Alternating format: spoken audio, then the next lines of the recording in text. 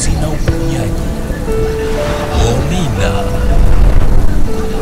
Hosanna Ministry of All Nations, kutoka kwa Mtume G.K. Mwisasu.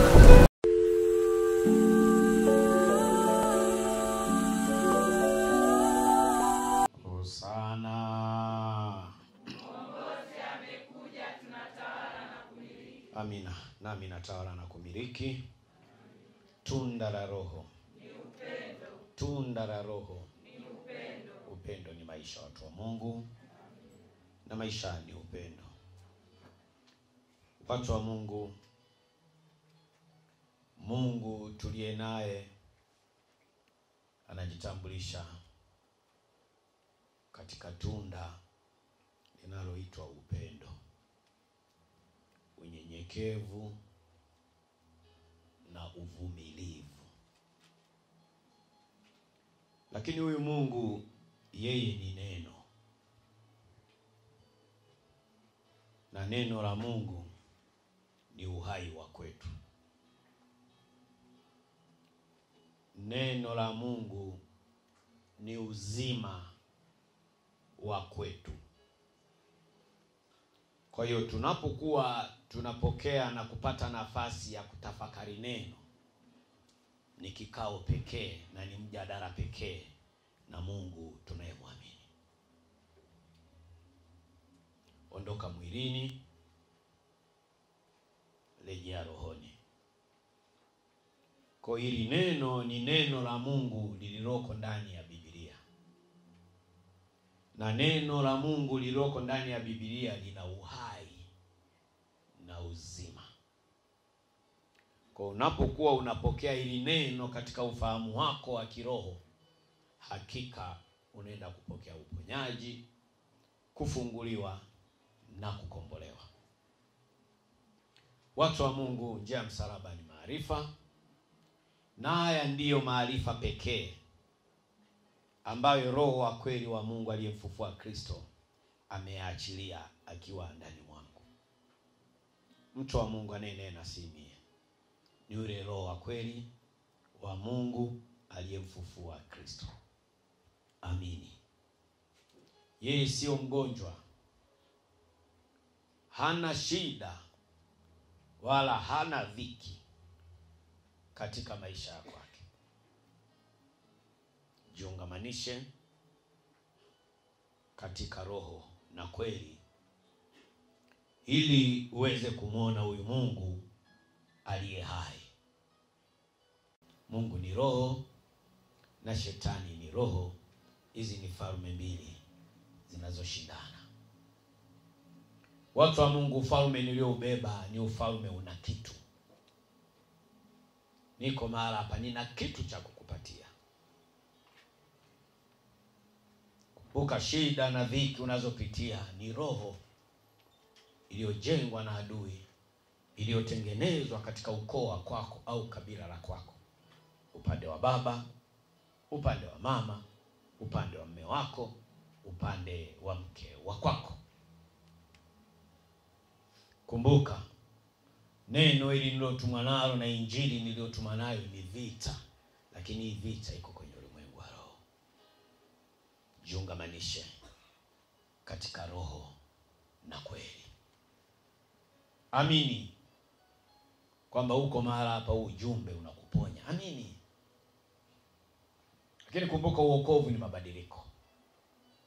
Utaponywa kama umeamua kubadilika kwa tabia. Tabia iliyo njema inamwakilisha Mungu wa kweli, na tabia mbaya inamwakilisha shetani, ni giza.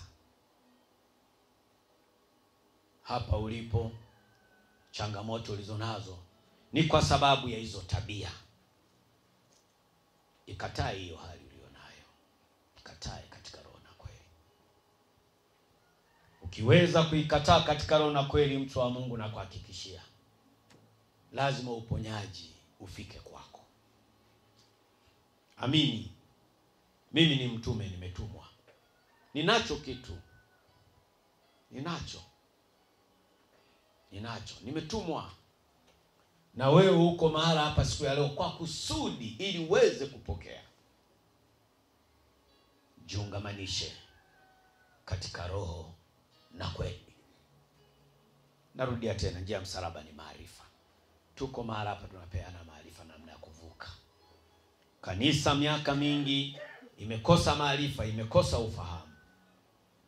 Ndio maana kanisa wanasema wameokoka wanalia tu, ni magonjwa yamejaa katikati ya kanisa. Shida zimejaa katikati ya kanisa. Ukiona waliokoka ni shida tupu. Waliokoka wako kwa waganga wa kienyeji. Waliokoka wanaambatana kwenye mahospitali, afu wanasema Yesu ni Bwana. Yupi?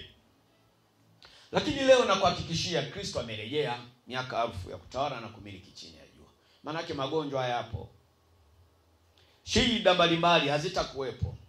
Kwa nini? Shetani amefungwa miaka 1000, yuko jela. Kagongwa muhuri.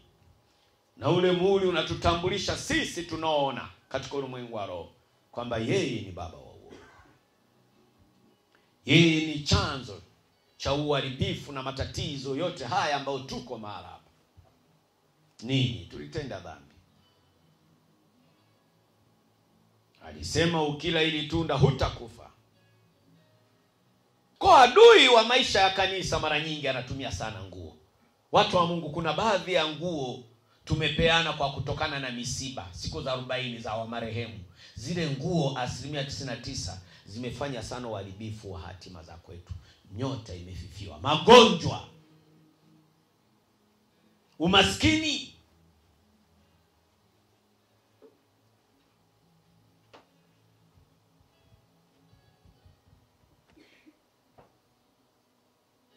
Kwa makini sana marafiki. Kwa makini sana. Kwa makini sana na ndugu. Hata kama mmezaliwa baba mmoja mama mmoja, kuwa makini. Hii ni dunia. Wewe umeokoka au hajaokoka? Ameenda kwa mganga anakuambia kachukue nyota ya kaka yako, ya mdogo wako, ya dadako, ya nani. Kachukue. Nakuja kukutembelea, karibu.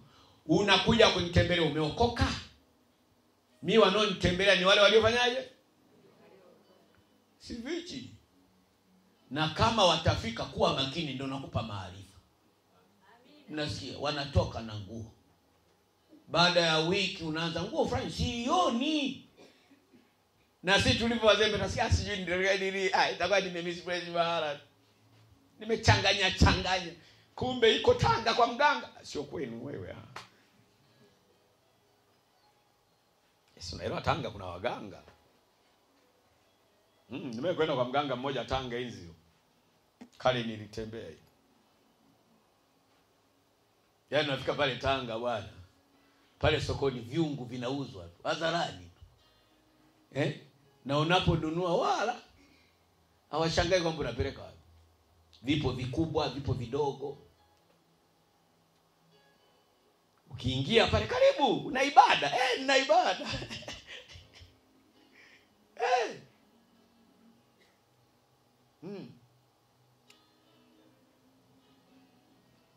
Usipende kuadhimisha watu nguo zako. Usipende. Hiyo unajua kuna watu yani kabisa na akili yake kabisa anakuja kwako, na lazima nguo leo nitokee mwenzio.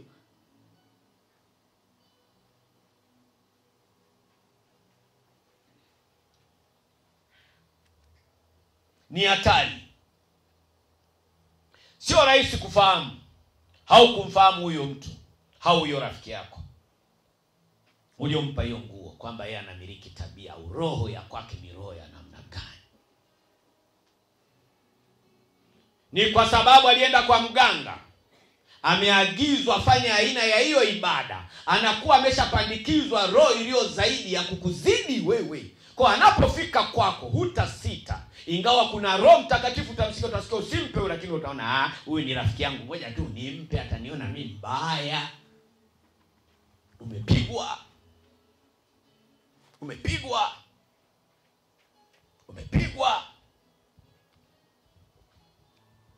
Usipende kuadhimisha nguo. Usipende kuadhimisha watu nguo. Nguo zako ndo roho yako, ndo maisha yako. Hizo nguo zako hizo ndo maisha yako. Na hapa siri, wapo marafiki hasa nyinyi akina mama, anaipenda hiyo nguo,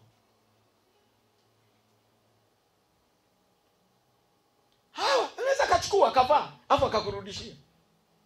Ameifanyia nini? Kafanya ibada ya namna gani?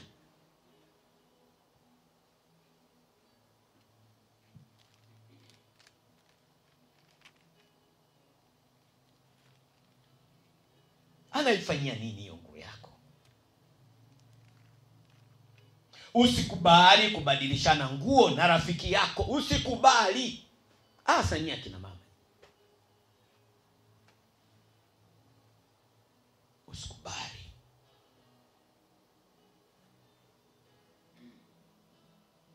Umaskini ni roho moja chafu sana.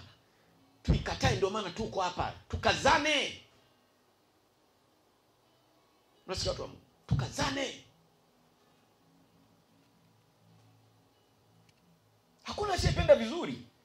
Hao si walikuwa wanafikia tupende vizuri. Tunapenda, hii ni dunia, tuko chini ya jua.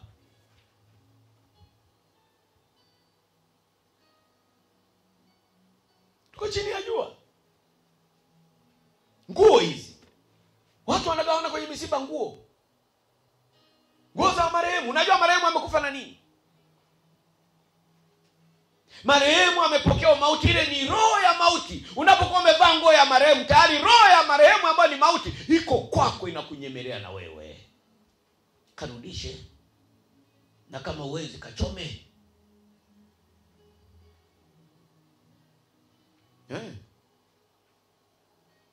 Mimi namshukuru sana Mungu wangu. Mungu wangu namshukuru sana. Amenikwepesha sana na vitu kama hivi. Sana. Mimi babangu anakufa yani, wala hata sikugawiwa hata chochote. Tena niliondolewa mapema. Ila mimi jamaa ilingangana huko bwana, iligawana ije kutokea.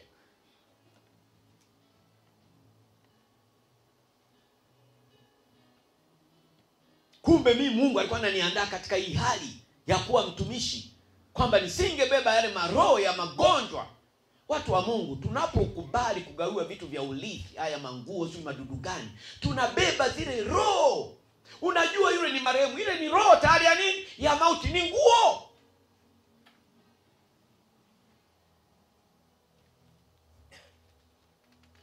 Mimi nawapa maarifa. Unakuwa umebeba roho ya mauti. Si ni nguo ya marehemu? Mitumba hiyo ni shida. Sio kwamba kwa sababu ni maskini ndio tusihubiri. Mimi nitaendelea kuhubiri. Kama mko hapa mnauza mitumba, mimi nitahubiri tu. Sasa utafanya nini? Mimi nimeambia niseme. Eti nitaacha nitaficha eti kwa sababu wewe unatoa sadaka kwa kupitia unauza mitumba. Hakuna.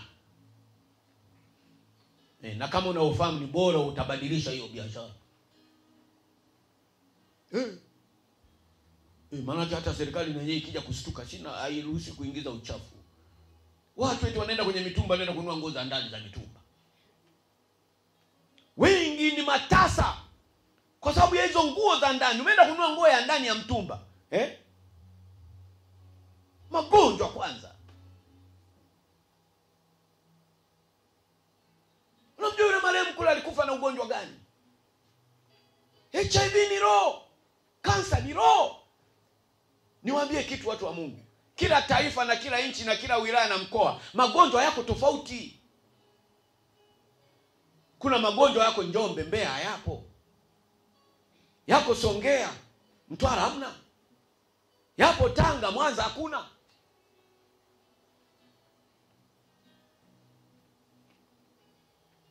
Huyo koko na ng'ang'aniana nguo za marehemu.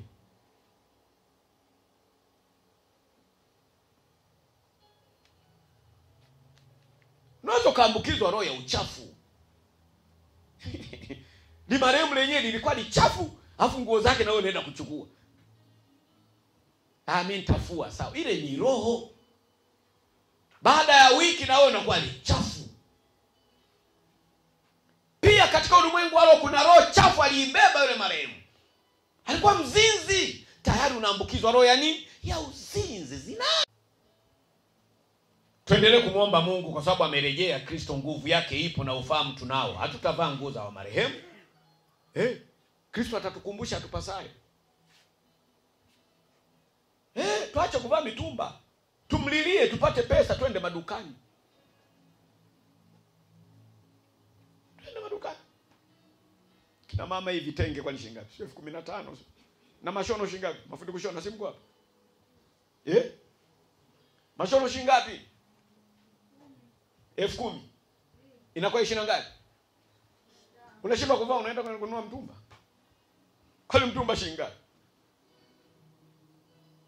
Tusikia nyaru nyaru. Nyaru 200. Ha. 500. 200 jana na leo.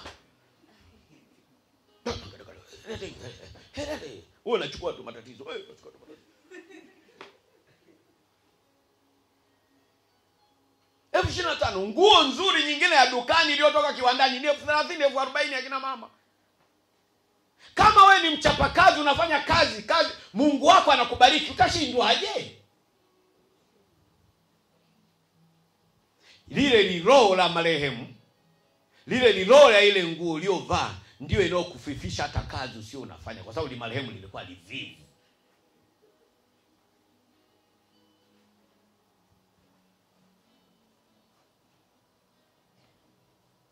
Wewe makini na nguo za mitumba. Unaweza kubeba maroho ya uzinzi. Hizi nguo mnazoziona. Kumbe kule China wale jamaa alikuwa mzinzi hajaje kutokea. Kumbe mzungu mmoja Marekani kule acha wala. Alikuwa kahaba hajaje kutokea. Na ukikaona kale kanguo unaona kana kuvutia. Baada ya kuvaa tu wanaume na wao wanakufuata.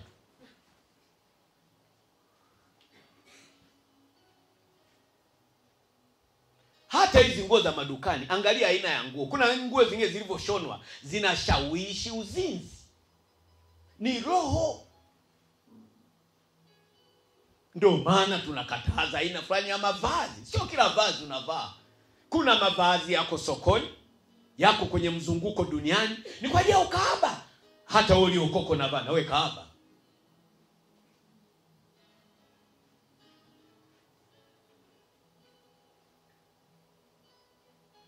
Hii ni dunia. Mbinu za maadui zetu. Maadui zetu wanatumia asa nguo. Uwe makini sana kwenye nguo zako. Wachawi au maadui wa kanisa au maadui wa maisha yako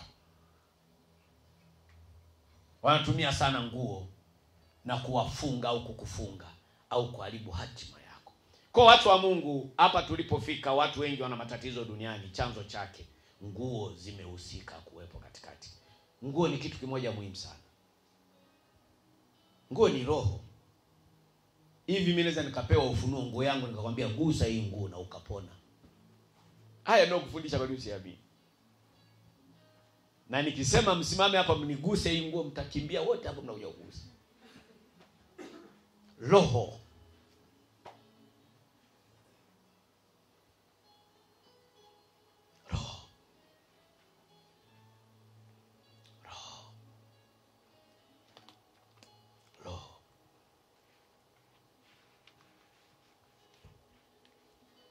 Elia alipata upako kwa kutumia nguo.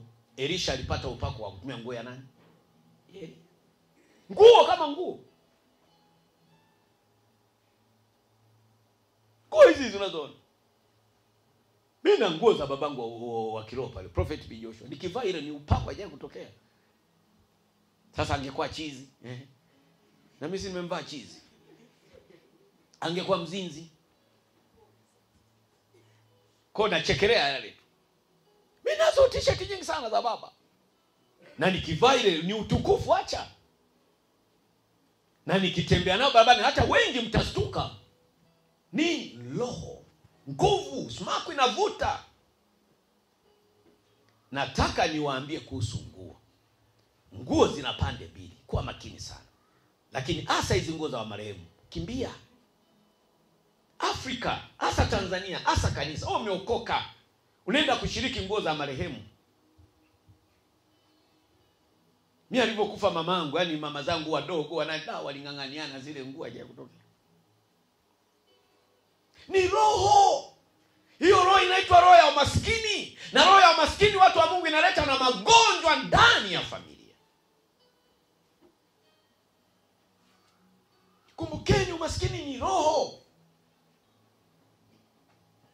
Wewe ukitaka kumfurahisha mzee wa Kinyakyusa, mpelekee shati la dukani liko kwenye karatasi. Yaani acha. Lakini ukimpelekea yaani liko hivi anakuwa na huyu jamaa hivi.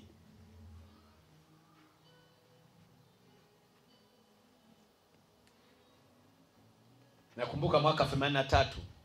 Niko darasa la ngapi? Niko darasa la 3 wewe. Niko darasa la 3. Unaniangalia ulikuwa hujazaliwa. Niko darasa la 3. Kakangu alikuwa Dar es Salaam kwa. Akaniletea shati moja la dukani bwana, liko kwenye karatasi acha kabisa limeandikwa Ziko. Hapa mgongoni, Ziko. Alafu nikaenda kuwatambia jamaa kijiweni sasa. Au siete masiala, nguo imetoka mjini. Siete masiala. Ukiangalia wenzio pale wamepiga niengera mumo. Wewe ndio masiala. Cheza mpira huko ingawaje iko hivi. Kitaka kudondoka hivi, twendage hivyo hivyo. Maisha tumetoka mbali. Chama siala. Si nimekuwa simulia mimi, nimekuwa azima kiatu kwa jamaa wangu alinisimanga aje kutokea. Chachacha hizo. Zilikuwa zinauzwa shilingi 300. Uliza mwaka gani? 86 hiyo. Niko darasa la 6, sikijui kiatu. Tamashara. Hafu na mwazima naenda wapi? Tunaenda kwenye ngoma za asili huko. Jamaa kananiambia, jamaa, unajisikiaga sana wewe. Alafu unajifanya una kiburi, unajisikia kiatu chenye una. Chachacha hizi. Matenga ya nyanya. Leo mnaita wa Masai wanavaa kama fashion. Matenga ya nini? Jamaa alinisimanga aje kutokea. Kaambia unijui. Kaenda kufanya kibarua cha kupalilia mpunga. Kaenda kununua raba inaitwa Kodrai. Nimerudi nimevaa nimegeuza. Unacheka msimamizi wa huduma. Acha man, tumetoka mali. Sio ndo unavaa skuna leo. Kodrai hiyo. Kaambia sawa. Ambia jamaa alicheka, umegeuza na vile umegeuza, tuendage hivyo hivyo. Nikajifunza siku ya pili. Kaenda kununua nyingine DH. Dingi hana uwezo. Leo vijana mnavaa umo mtaani, mnaona nini ndo raba hii. Dingi hana uwezo, DH. Ukivaa enzi hizo miaka hiyo, dingi hana nini? Yaani unatoka kwenye familia ya kimaskini lakini umepigilia. Unachukua unga wa miogo ule ndio unapaka mule ikiwa nyeupe. Unaanika na ng'aa vizuri. Unatoka, acheni nyinya maisha. Cheni maisha. Lakini ukivaa nguo mpya ya dukani inaleta utukufu. Hata we mwenyewe unajiona kweli umefanyaje? Lakini mitumba. Tutafanyaje? Lakini roho tutaki kuiendekeza. Narudia tena, hata kama mko hapa mnaouza mitumba, mimi lazima nihubiri. Lazima nihubiri. Utasikia wanatoa sadaka bwana, bora usitoe bwana. Lakini leo kama umepona, naamini utaanza mpango wa kumuomba Mungu amara hapa. Si ndo aliyehubiri yeye kwamba ni vibaya? Si ndo manake? Yaani manake atakupa mtaji na mawazo na fikra, ubadilisha aina nini? Ya biashara. Hilo lazima tuseme kweli. Mmenielewa watu wa Mungu? Mmenielewa? Maadui zetu wanatumia nguo za kwetu kufanya uharibifu, hasa kuiba hatima. Mtu ameenda kwa mganga, ameambiwa kalete nguo ya yule mke mwenzio, ya yule rafiki yako. Unajua huu rafiki acha kabisa. Tunakuwa marafiki. Hizi shida acheni. Acheni. Achukua nyota rafiki yako. Chukua nyota. Rafiki yangu mmoja akaniambia bwana, nilikuwa kwa mganga afa akaniambia tu umechukua nyota yangu. Nikamwambia mimi hivi nalia mimi nakula tu chips tu wako afa mimi ndo nimechukua nyota yako. Kumbe yeye mwenyewe ndo amechukua. Kumbe alienda kwa mganga akamwambia yule. Mimi wengi wanafuata nyuma. Si unajua ukiwa mnyonge bwana. Hata kama ulikuwa mbele unarudi nyuma kwanza wewe. Alafu yeye ndo awe mbele, alafu ndo unaanza kurudi. Anatumia nyota yako. Lakini aliichukua katika mfumo gani? Alichukua nini cha kwako? Ujui. Wengi tuko hapa tumeharibiwa maisha na hatima zetu zimepotea. Chanzo ni hizi nguo za kwetu. Wengi watu mmeanika nguo nje. Alikuja mtu akachukua. Amefunga tumbo lako la uzazi. Ndoa yako imeanza mafarakano. Nguo. Tunda la Roho ni upendo. Tunda la Roho ni upendo. Zaburi 55 mstari wa 12 unasema hivi.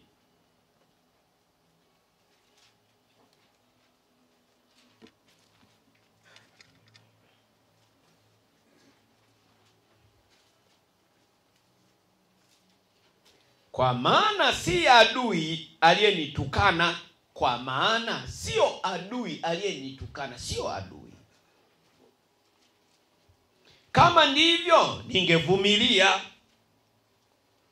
Aliyejitukuza juu yangu siye anichukiaye. Kama ndivyo ningejificha asinione. 13. Bali ni wewe mtu mwenzangu, ni wewe mwenzangu. Marafiki hawa watu wa Mungu. Marafiki. Niazimishe tu nguo leo, tairudisha. Kuna kipaimara mahara, kuna harusi mahara. Rafiki niliyejuliana naye sana, rafiki wa ndani, shoga, swaiba, unayepeana naye ubuyu.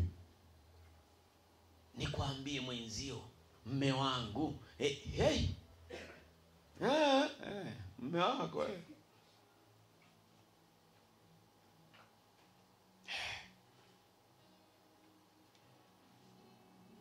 tulihusiana vizuri na kutembea nyumbani mwa Mungu pamoja na makutano. Marafiki. Kuwa makini sana na nani? Au ndugu. Adui za mtu ni wale wa nyumbani mwako. Watu wa Mungu, walibifu mwingi hapa, tunateseka na tunahangaika. Chanzo chake ni nguo za kwetu. Na hizi nguo ziko za aina mbili. Kuna rafiki alikuja kaazima nguo, kumbe kapeleka kwa mganga. Karibu hatima yako. Kuna wengine tulishiriki kupewa nguo za urithi za wa marehemu. Marehemu alibeba roho ya namna gani? Wengi magonjwa hayaishi, ni ule ugonjwa wa yule marehemu.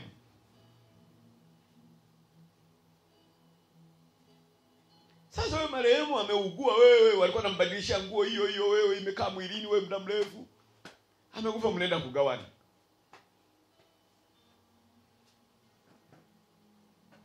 Nguo za marehemu.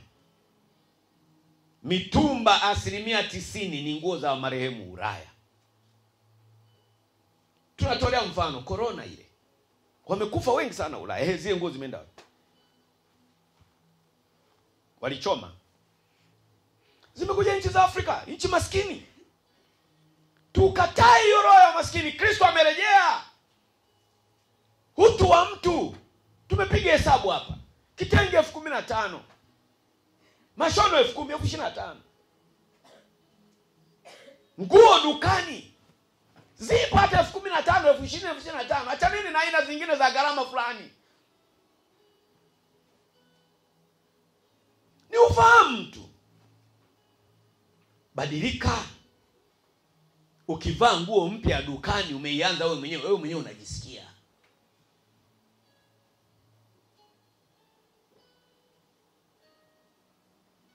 Mwambie jirani yako, kuanzia leo mimi tumba mwisho.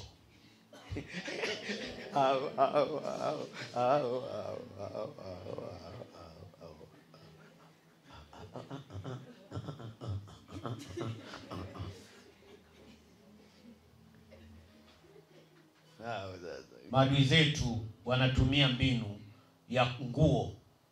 Uwe makini sana kwenye nguo zako. Wachawi wanatumia sana nguo kuwafunga watu. Wengi watu mmefungwa kwa kutumia nguo. Aliamwambia mganga akachukue nguo uilete, ikafanywa ibada. Wengine tumerithi shida na mauti na matatizo, nguo za wa marehemu. Ujui marehemu alibeba roho ya namna gani? Kama mimi nguo ninayoivaa naweza kukuaminisha kwamba ukishika unapona. Hivi nafikiri hiyo nguo nikisema mwigombaniane si mtachukua? Ni roho. Elisha alipokea, alipata utukufu kwa nguo. Nguo kama nguo unayoiona hii. Na usishangae kuna muda utafika hapa, nguo ya kwangu tu hii, naweza nikaivua nikairusha kwa watu mkapona. Ndio maisha tunayoishi. Nilipenda niwafundishe kwamba hizi nguo ni roho. Roho ya mauti inakaa kwenye nguo. Ukivaa nguo ya marehemu, manake na wewe kuna mauti wapi?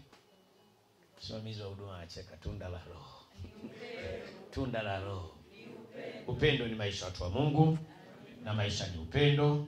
Mwambie jirani yako shika neno. Mwambie tena. Watu wa Mungu, maadui zetu, mbinu wanazozitumia kuharibu hatima zetu, wanatumia nguo. Watu wa Mungu na wasika makanisa, Kristo amerejea. Nguo za wa marehemu hazifai. Nguo za kugawana za kwenye matanga, kwenye misiba hazifai. Ni kwa sababu